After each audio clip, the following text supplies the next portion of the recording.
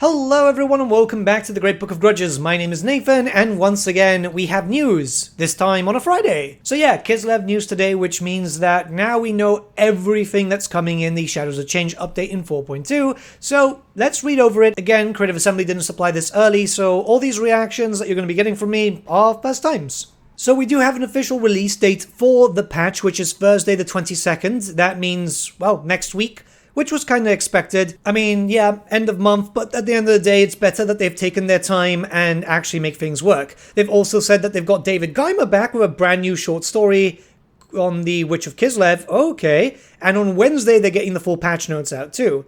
That's actually quite good. Alright, okay, I'm quite happy about this. I'm a very big fan of David Geimer, so I'm super happy about this. Alright, now we do have a big bit of information here with Kislev 8th edition lore and IP. If, like me, you've grown up with Warhammer and been a long-time fan, seeing Kislev given new characters and units at the launch of Warhammer 3 was a special moment. Likewise with the additions of Mother Ostankya, Hag Witches, and other units in Shadows of Change. This new, uncharted ground for the faction was one that we worked closely with Games Workshop on from before the release of Total War Warhammer 3 and through the development of Shadows of Change. Games Workshop took us through their various designs, concepts, and deep dives into the new and updated lore they had created for Kislev. Like with many things in life, this meant out with the old and in with the new. Oh god, no. Mother Ostankya is a good example of this. She is Kislev's only true Hag Mother in the new and current lore that our game is based on. She is very much her own unique character, with her own motives, desires, magical items, and history. This is why you see her charge into battle atop her sled, pulled by the thing in the woods with her cauldron, rather than more direct references to real-world mythology. This new take, like with all other additions to Kislev, is what makes them exciting and brings them in line with the other races in 8th edition and Games Workshop lore. Alright, before we continue, I mean, yeah, they just don't want to do the chicken heart. Games Workshop don't want to allow for it. Again, not a deal breaker, but I like the fact that this is them alluding to it's not us, it's Games Workshop. Because people seem to forget that Games Workshop are the ones in charge of the IP, and they can make changes whenever they want. I am not necessarily happy about this, but yeah, you know, they're trying to be as honest as they can without Games Workshop going, hey, you can't make us look bad. Let's continue. The same is true of other parts of past Kislev lore. The distinct Ungol and Gospodar split when Kislev is something that is no longer at the forefront of Kislevite lore, instead taking back a seat to allow us to tell us new stories with the faction. There are still nods to this. The horse archers are already in game, for example, but there won't be more implemented into our game now or moving forwards. You can think of Kislev in a similar way to the books and resources that we use from Games Workshop in making our game. We focus on the newest army books, 8th edition or as close to as possible, and miniatures, rather than adding things from early editions, RPG books, old miniatures, peripheral novels, and supplements that no longer embody the core nature of the character, race, environment, etc. By doing this, we ensure that we're showing you the most authentic version of the Warhammer world as possible. I hope this explains much more of our thinking, how we go about things, and how we look to best represent the most current version of the lore in our game. Which is a lot of bullcrap, I'm sorry to say, but you are doing the old world version of Kislev, which is, yes, newer, but is set in the past, which might not necessarily be the future. Especially with how Games Workshop run the historical stuff. Again, not CA's fault here, this is actually more so, you know, our lovely friends, inverted commas there, for Games Workshop, but yeah. Alright, Kislev editions. I think I need to first address the elephant in the room when it comes to Kislev and the content that was offered at the launch of Shadows of Change and what wasn't. The lack of a new spell lore for Mother Ostankya and the omission of Hag Mothers as a generic lord type. I'll start with the spell lore that we're adding in 4.2. Okay, I was right there. For both Mother Ostankya and her Hag Witches to make full use of. The lore of the Hag will be comprised of 6 new spells and a lore tribute focused on both hexing enemy units and overcasting to bless your own. I'll go into more detail on what each spell does in the section below. Cool. Coming back to the Hag Mothers now, as previously mentioned, there is only one Hag Mother in the current lore of Kislev as told by Games Workshop, and this is Mother Ostankya herself. This lore is very new, as is Mother Ostankya herself in the IP, so I want to inform you as best as I can to share with you who she is, how she aids Kislev, and why there are no Hag Mothers in the lore of our game. Okay, Mother Ostenka is a character of great importance to many Kislevites, acting as a guardian of the land in times of great peril, but also to be wary and not to cross to avoid her wrath. It is her magic that is wielded in battle both by herself and her Hag Witches, and her unstoppable force that brings both man and nature to fight for her cause, and that of Kislev's. There's a lot of ands there. With the exception of Mother Ostenka herself, the few other hags of Kislev are not generals. They have no interest in leading armies themselves. Instead, they help enact Mother Ostenka's will through aiding Kislev's other leaders and their forces. With this new law in mind, and staying as close and true to it, we need to look for our other generic lord option for Kislev to field instead of Hag Mothers, and I think we came up with a good option thanks to Games Workshop's help and guidance. The Druzhina. I was right! I was right! I'm just gonna say it. I was right. It was the Druzhina. But yeah, okay, let's talk about the spell lore, because there's a lot to talk about. The first thing for Kislev is the Lore of Hags. This is a brand new spell lore available to both Mother Ostenka and Hag Witches. The Lore of the Hag features 6 new spells and a new lore attribute. The spell lore is focused primarily on disrupting and hexing enemy units, but with a twist, as when overcasting these spells, they become augments that you can use on your own forces. I think I called this a while back, a few weeks ago actually. Awesome. This complements Mother Ostenka's campaign mechanics of curses and blessings to provide more ways to play with this unique character in battle. We got a little bit of lore from Games Workshop here. The Hag Witches draw from the power from the woodlands, fens, and oblasts of Kislev, holding those who stray into them temporarily accountable. Incantations and curses take shape to summon forth the spirit magic of the land, blessing the Kislevites who fight for it, and cursing those who may see it harmed. Alright, so we have the lore attribute first, which is Fate of Interlopers, Area of Hexers. Those trespassing upon this ground soon find their fate is completely sealed, their end decided. Fate of the Interlopers activates every time a Lore of Hag spell is cast. It provides a debuff to enemy units whilst buffing your own troops simultaneously. Minor decrease of leadership as a curse, and a blessing is increases spell resistance. Yeah, okay. Not too bad, I actually quite like that. Like, it's a tribute, they're not meant to be big wow-worthy, but this is actually pretty good. The first spell is Forbidden Fens. The Hag beseeches ethereal forces deep underground to seep upwards and hamper the progress of her enemies, draining all momentum from them. So as a curse, this negatively affects enemy speed, charge speed, and vigor. Cool. As a blessing, this positively affects speed, charge speed, vigor, whilst granting Strider and Unspottable. Ooh, actually, that's pretty good.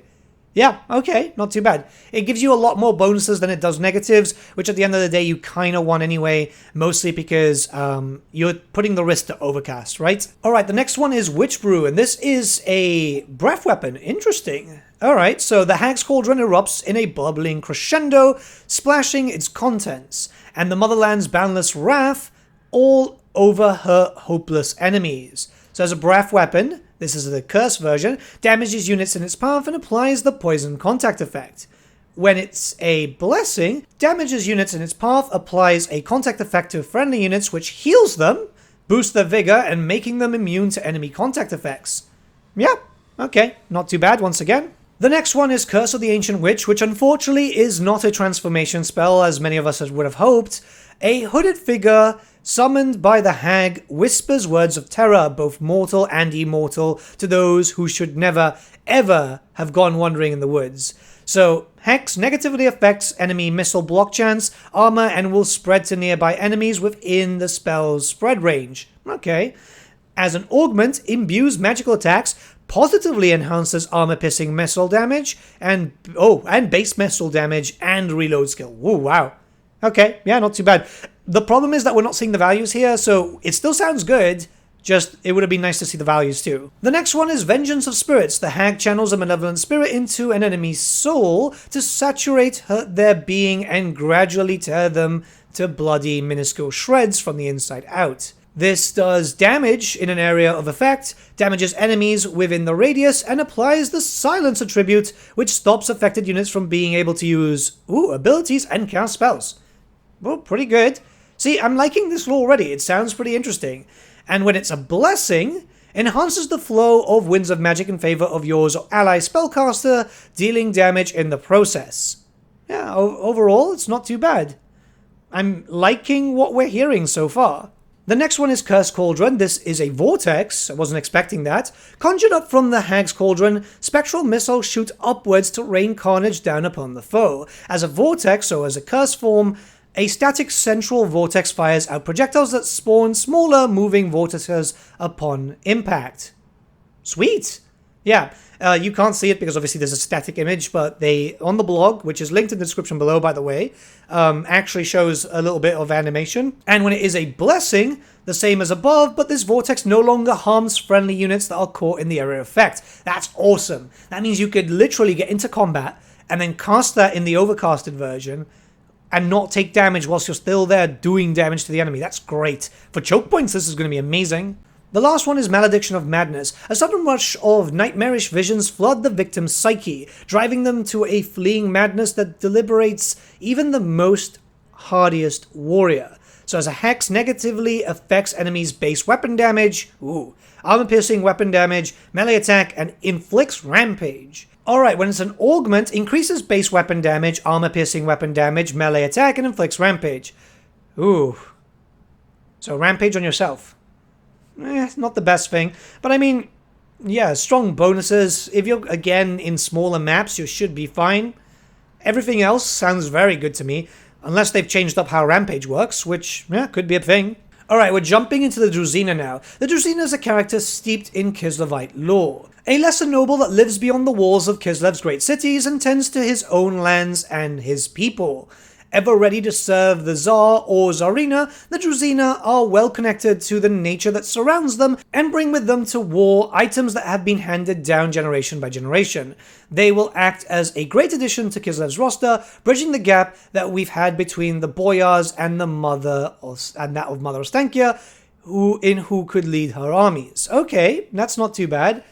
Let's read over the lore entry before we get into the design. Druzhina are drawn from minor Kislevite nobility and consist of land-owning men of sufficient means that they can afford a horse, armor, and weapons with which to defend the motherland when called upon by the Tsar. As is befitting of members of the establishment, Druzhina have disdain for city dwellers and are keen on preserving the rural hierarchy that provides their power and status, but are also self-sufficient, resourceful, and have a healthy attitude to the very real likelihood that they will be killed during military service. The Druzhina's main weapon of choice is the Great Axe, very nasty when swung with conviction, yet they also carry a bow. Okay, cool, they're hybrids, nice. That's not too bad. I wanted a hybrid lord. This should be quite nice. And here we have the design, which is actually quite nice. This is actually quite interesting because, funny enough, the old Druzhina model, so the one that people would use in Mordheim and so on, used to have a pistol.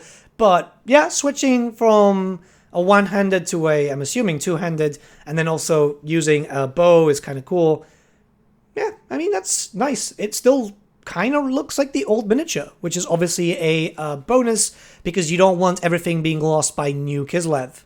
Gameplay overview. Despite being a faction of hybrid units, Kislev has lacked a truly hybrid lord-type character to sit in between the melee-focused Boyar and the magical-focused Icequt. The Druzhina subscribes to this playstyle by supporting missile lines with his abilities, whilst holding down his own in melee with a powerful armor-piercing great weapon. So it's a hybrid unit, cool. Missile unit enchantment. Units near the Druzhina will benefit from increased missile stats. Awesome, that's going to be quite good. Ammo replenishment. The Druzhina is the only unit in Kislev's roster that can replenish used up ammunition for friendly units, making him an effective support character for Kislevite missile lines. See, this makes me hope that we will get one in the future as a hero choice, because that's what it's needed. Interestingly enough, only a warhorse mount. I mean, it fits with the lore and so on, but I was also expecting a bear. Either way, I'm super happy. He looks like old school Kislev. Like, yeah. It's important to keep the old school vibe going, especially when stuff is getting redesigned by Games Workshop. Alright, so we do get a legendary hero, the Golden Knight. She leaked a while back, so let's talk. Balancing out the legendary heroes on offer in Shadows of Change meant us looking for a character to join Kislev's rank.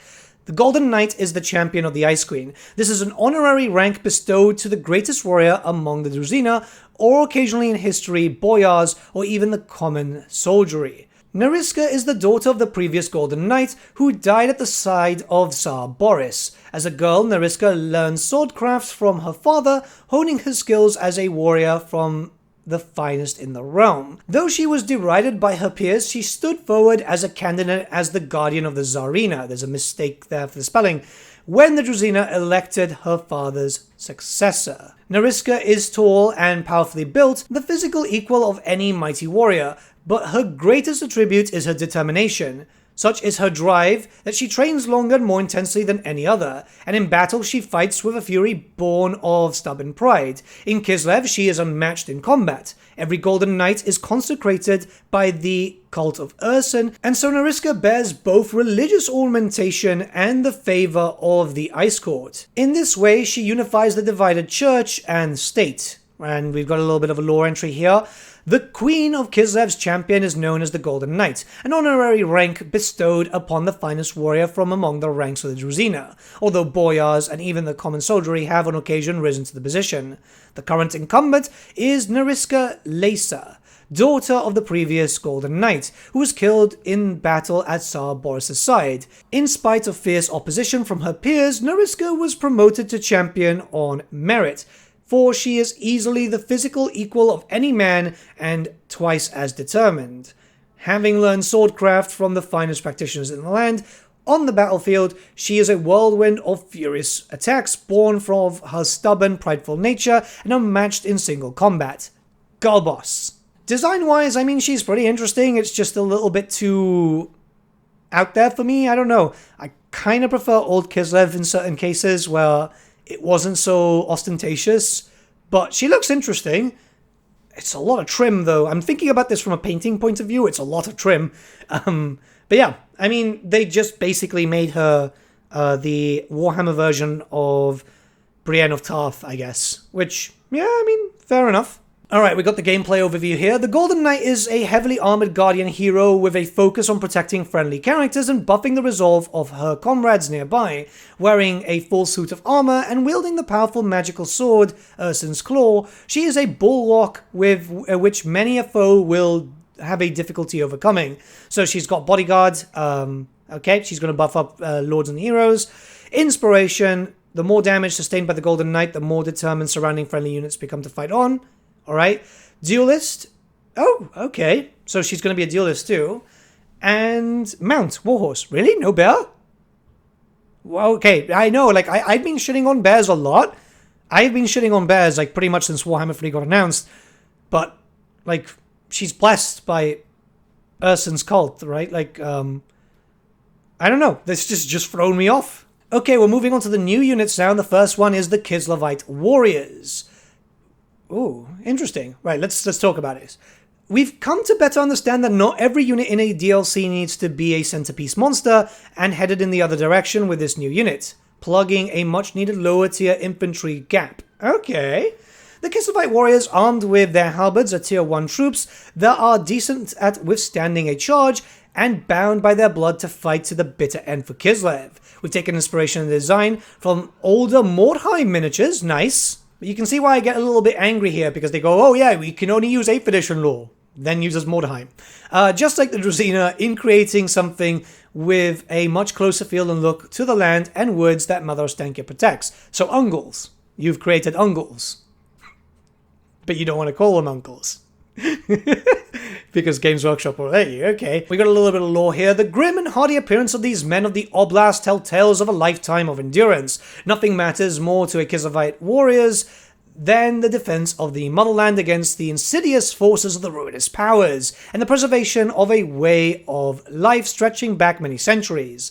Tasks they undertake with grim determination and armed with razor-sharp halberds. They are deeply religious, cherishing the traditional Kislevite gods, but chiefly Ursun the bear god, from whom they surely draw their strength in combat. Such men are also extremely loyal to the Tsar and his family, whom they consider to be an important symbols of Kislev, just as much as Father Bear himself. Did you have to call him Father Bear? Oh my god. Alright, let's move on. Alright, design-wise, I like them. I mean, they're basically Ungles, without calling them Ungles. The halberds are very pretty, I like them. It's a really cool design. Very simple, but in a good way, right? This, at the end, they look like Warhammer miniatures, right? They actually look like a Warhammer-style unit. That's awesome. I am actually really happy about that. Alright, gameplay overview. Kislevite Warriors are halberd-wielding infantry that occupy a low price point within the Kislevite roster. Because they don't pay the tax of being a hybrid unit. Oh, okay, finally, not everything is a hybrid. That's good. Kislevite Warriors have more entities than a standard Kislevite infantry unit, which makes them as an effective meat shield for the rest of your army. So I'm guessing like 200 entities. So cheap, the cheapest unit that you're going to have. So that's not bad. I mean, cheap unit with freaking halberds. Yeah, that's great. They're anti-large also, so they're going to be great for dealing with ogres and everything else. And then frontline troops. So they're essentially just the Kislevite Skaven slaves. And they've probably got all the, stuff that Kislev has in general for holding down leadership. So they're going to hold out for quite a bit. Okay, this is the biggest surprise. A Frostworm unit and mount. Oh my god. You may recognize this name if you have ever ventured into Norsca or played a campaign of theirs. Now called a Chaos Frost Dragon, the Norscan unit is very different to Kislev's true Frostworm, a hulking, flightless beast, deadly in combat with its massive fanged jaws, scything claws, and vicious lashing tail. The Frostworm acts as both an individual unit or a mount for Catherine or her ice witches. Holy shit! Okay. Oh my god. Alright, let's read over the lore entry and then we'll look at the design. So, the Frostworms are creatures of magic who primarily roost in the crags of Sargon.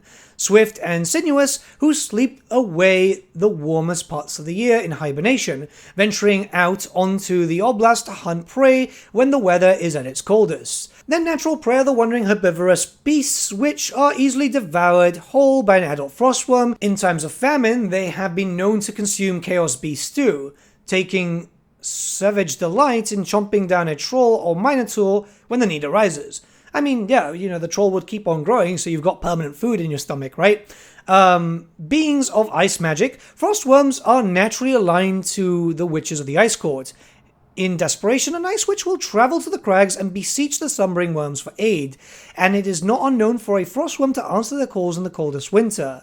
The Ice Queen's power is such that winter travels where she does, and no Frostworm would ever refuse her. Weird. Alright, well, let's talk about this. The design is pretty interesting. It's obviously using the base of the Cathayan Dragon models and then just making it move around on foot more. It's pretty cool. I actually don't mind it. Very different. I was expecting the giant bat, but I guess that's gone too because Games Workshop are rewriting the lore, and this is where we come with the newer monsters. It's going to take some getting used to, I'll be honest with you, but I like it. I actually kind of like it. The fact that Catherine can use it as a mount is freaking insane. Same thing as Ice Witches too. Alright, gameplay overview. The Frostworm is a deadly mid-tier monster which can move its way across the battlefield relatively quickly for a monster of its size. With the top end of the roster getting particularly crowded, the Frostworm's power level is comparable to that of a Dark Elf War Hydra or the Stegodon of the Lizardmen. Well, that's not too bad. This enables it to really stand out on its own unique pick when compared to the Elemental Bear or Incarnate Elemental Beasts. So it's fast. Oh, okay. I wasn't expecting it to be... I guess, yeah, because it's a lizard, lizards move around quickly. It's got Frostbite too, so it slows down the enemy attacks, and it's a mount for Catherine or Ice Witches. Yeah, fair enough. It's cool. Now this is what I was really excited about. So we've got the Icequt Sled. This is great. Catherine finally has it. It's a free LC also, so you'll be able to download that from Total War Access, which is awesome. That means you don't even have to own Shadows of Change. So yeah, we've got it. It's a reinforced sled. Doesn't say how, I guess just 2 horses. Might be bigger. Oh, I've just seen in the gameplay overview, it's actually got more horses. I mean, I love the design. I'm really happy about this. Freaking sled finally for Catherine. I mean, most people are probably going to use the dragon, but I'm just so happy to get this. Let's talk about the gameplay overview. So it's pulled by 6 horses, making it super fast, I'm imagining. It's indomitable also, so it can go straight for enemy lines. Let's hope it doesn't get stuck. And it's got Ice Guard crew, meaning that it also has some missile attacks. Yeah, fair play. I mean, at the end of the day, you'll want to have her guarded by at least 2 bodyguards, right? Yeah, I like the idea. Alright, so they've got David Geimer back, which is going to be super cool with the Thing in the Woods. That's probably to justify why a Chaos Creature is going to be part of Kislev. Fair enough, it's going to be free also, so that's going to be there with us, apparently on Monday. And we can see all the additions in one image. That looks more like €25 DLC to me. That looks more like €25 DLC. Because, god damn it, if you compare it to how it used to be, it's literally doubled. I think that's a lot better. I am a lot happier with this. Obviously, we're going to have to wait until the patch actually drops, because, you know, things can go bad. This is Creative Assembly after all, but I'm feeling a little bit more confident. I don't know. Let me know what you guys think in the comments below. Let's start a bit of a discussion.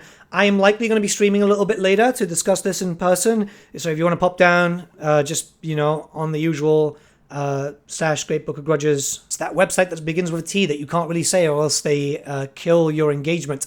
But that being said, let me know what you guys think about this in the comments below. Have a great day, guys. This came out a lot later than expected. And I'll see you all again very, very soon.